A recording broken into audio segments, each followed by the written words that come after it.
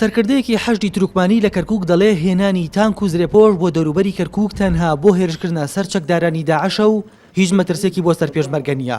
ڕۆژی هەینی ڕابردوو NRT ئاشکرای کرد حەشدی شعبی 5 تانک و زرێپۆشی هێناوەتە سنووری کەرکووک و بۆ ئەوەی بیگەنێتە ئەو هێزەی خۆی کە لە ناحەی تازەخورمات و جێگیری کردوون.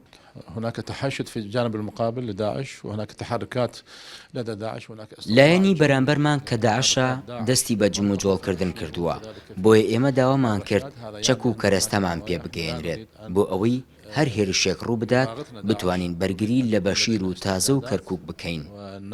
نصد أي هجوم لا سمح الله يتعرض لها بشير وتازة أو كركوك. بەیاتی ئاشکراشی کرد بێجگا لە تانک و زرێپۆشەکان چەندین چەکی دیکە لە کەربەلاوە گەیشتۆتە کەرکووک تا بدرێن بەو چەکدارانەی حەشدی شعبی.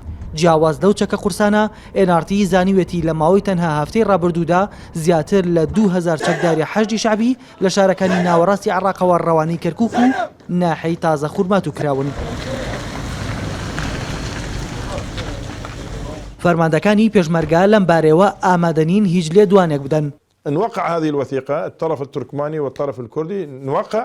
بەڵام سەرۆکی بەرەی تورکمانی دەڵێت بۆ کۆنتڕۆلکردنەوەی گوندی بەشیر بەبێ بەشداری پێشمەرگا دەست پێ ناکەن. أي تحرير لمناطق بشير وجنوب كركوك يجب أن يكون بتعاون القوات. هەر هێرشێک بۆ کۆنتڕۆلکردنەوەی بەشیر و باشووری کەرکووک ئەبێت بە هاوبەشی لەگەڵ پێشمەرگە و هێزە ئەمنیەکانی دیکە ئەنجام بدرێت.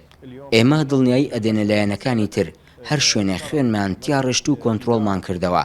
مەرج نییە ئەو زەویە بۆ ئێمە بێت. فدينا بالدماء إذن هذا الأرض لنا.